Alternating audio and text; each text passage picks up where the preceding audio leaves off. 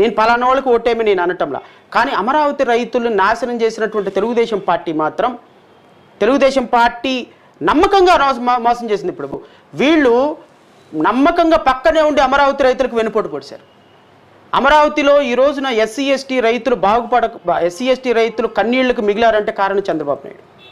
SC ST రైతులు పిల్లలకి, బీసీలకి, ముస్లిమ్స్కి, నిరుపేదలకి, నేను 10 ఎకరాలు 50 ఎకరాలు 80 ఎకరాలు ఇచ్చిన వాళ్ళ గురించి మాట్లాడటం సాయి గారు.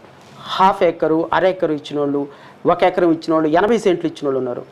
వీళ్ళందరూ ఉసురు కొట్టుకొని పోయింది తెలుగుదేశం పార్టీ.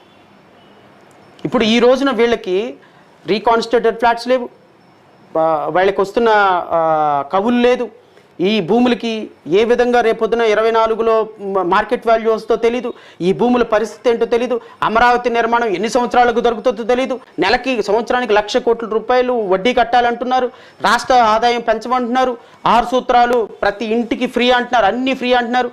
ఈ విధంగా పెట్టుకుంటేనే సంవత్సరానికి 85,000 కోట్ల రూపాయలు సంక్షేమాన్ని ఇవ్వాల్సిన పరిస్థితిలో ఈ రాష్ట్రాన్ని ఎలా డెవలప్ చేస్తారనే విజన్ డాక్యుమెంట్ తెలుగుదేశం పార్టీ దగ్గర లేకుండా అమరావతి ఎట్లా కడతారు?